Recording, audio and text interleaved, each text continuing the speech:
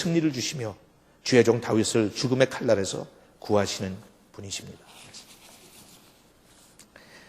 왠지 심각한 상황에서 다윗이 무장을 하면서 하나님 앞에 드리는 감사의 찬송이에요.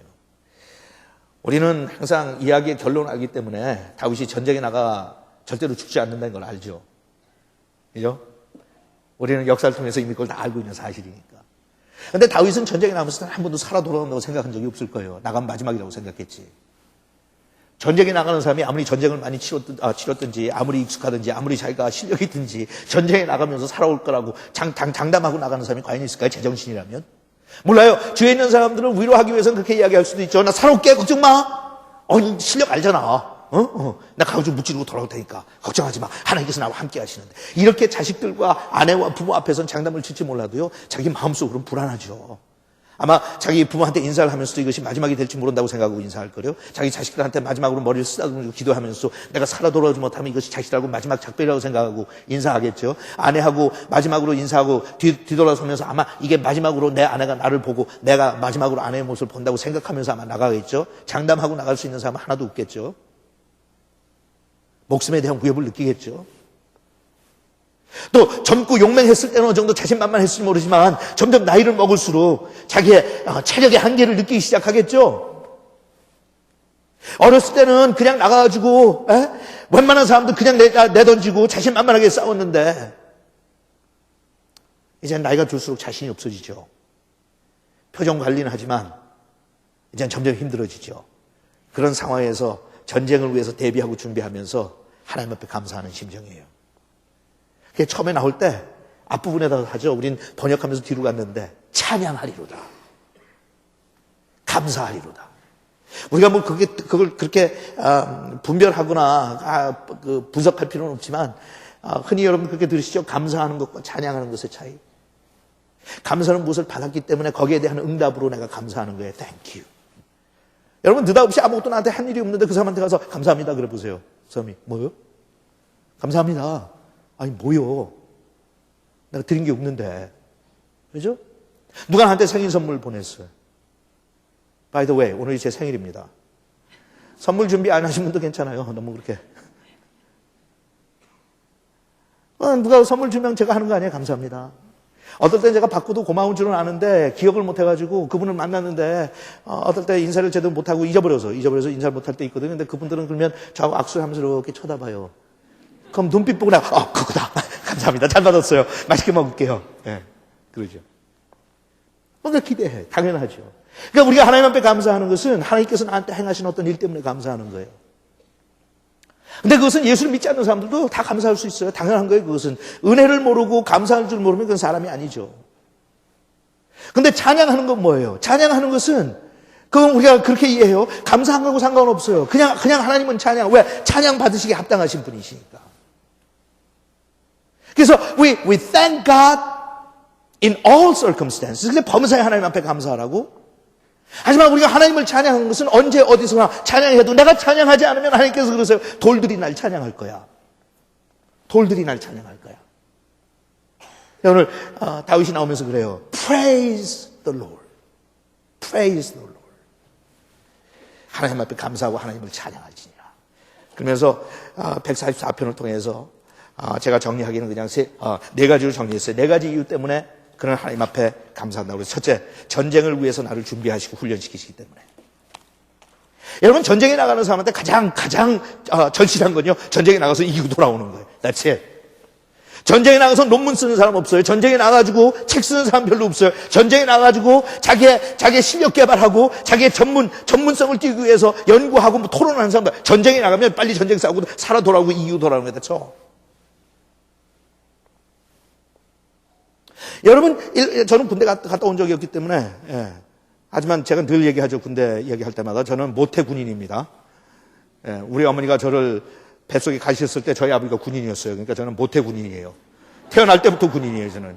뭐 태어나가지고 한 8살 될 때까지는 군대밥만 먹었어요. 그래서 여러분들이 가가지고 뭐 대충 뭐 한 몇 년 있은 거 가지고 그렇게, 저한테 이력서 펴봐야 전 감동 안 받아요. 저는 군대밥 먹고 자란 사람이에요. 모태 군인이에요.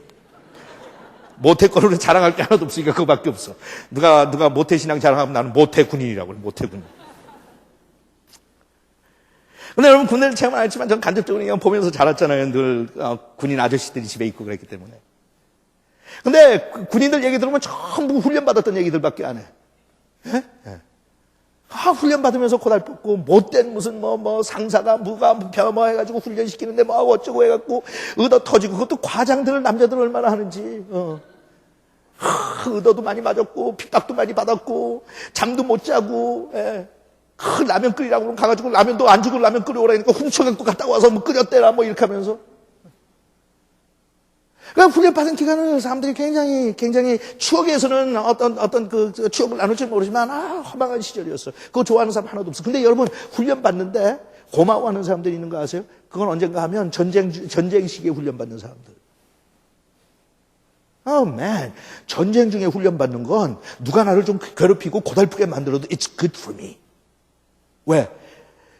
지금 전쟁도 없고 편안한 시기에는 나는 그냥 군 복무 마치고 집에 돌아가면 잃어버린 세월이지만 내가 원하든 원하지 않든 내가 그것을 선택했든지 아니면 주어졌든지 지금 전쟁이 일어나서 난 전쟁터에 보내줘요. 그러니까 60일 후에 90일 후에 훈련 마치면 I'm going to be sent into the battleground. 거기서는 살아남는 사람이 이기는 거예요. 그러기 위해서 내가 훈련 받아야 된다면 나는 훈련 철저하게 받아야 돼. 나를 고달프게 만드는 사람이 원망스럽지가 않아요. 왜? 내 목숨 살려주는 사람이니까. 나를 좀 험하게 다루는 사람들이 그렇게 원망스럽지 않아요. 왜냐하면 나를 위한 거니까. 우리가 살아야 되니까. 우리 나라가 살아야 되니까. 우리 가족을 보호해야 되니까. I'm willing to fight.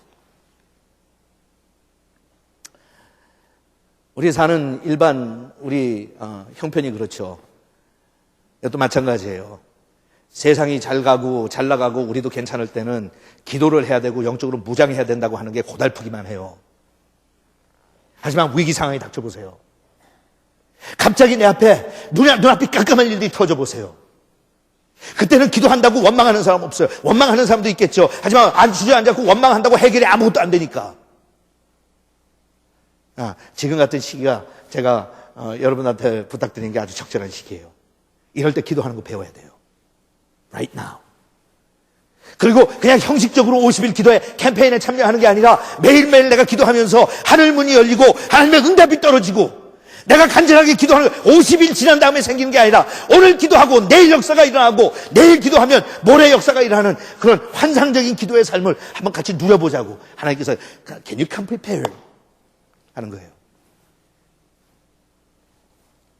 전쟁을 위해서 나를 훈련하시는 하나님 앞에 난 감사합니다. 왜? 이제는 나의 기회가 주어졌기 때문에. 여러분 아까도 잠깐 제가 지나가면서 암시했지만 다윗은 참 고달픈 인생 살았어요. 참 고달프게 살았어요. 어렸을 때부터 형들이 많았는데 자기는 막내로 태어나서 형들은 다 출세했는데 아버지한테 인정받고 꼬마가 인정도 받지 못해서 밖에 나가서 양이나 치고 있었어. 사무엘이 찾아왔고 그 사울 다음으로 그 다음 세대를 위한 왕을 선정하기 위해서 찾아왔는데 얘는 별거 아니라고 아빠가 부르지도 않았어요. 근데 자기가 원치도 않았는데 왕으로 하나님께서 그냥 기름 부으셨어요. 그때부터 그의 인생은 파란만장한 인생이 시작이 돼요. 그때부터 사울의 눈치를 보면서 사울의 시기와 사울의 그 얼마나 그 음모를 많이 당했든지. 그래가지고 싸워가지고 결국은 끝내 승리하고 살아남았더니 왕이 돼서 보니까 그다음부터는 평안한 시절 좀 지나가니까 그다음부터는 계속 또 음모와 반역자들이 나오는데 자기 맏아들이 반역하죠, 나중엔. 아버지를 죽이겠다고 따라다니고. 그것뿐이에요. 백성들한테 지가 아버지보다 더 훌륭하고 잘나고 아버지를 완전히 자기 손아귀에 넣었다는 표적으로 뭘 하죠? 궁전 마을 한가운데다가 텐트를 쳐놓고 다윗의 부인 중에 하나, 그러니까 자기 친엄마는 하지만 어쨌든 엄마 아니에요. 자기 아빠의 부인 아니에요. 부인을 대낮에 갖다 놓고 범하죠.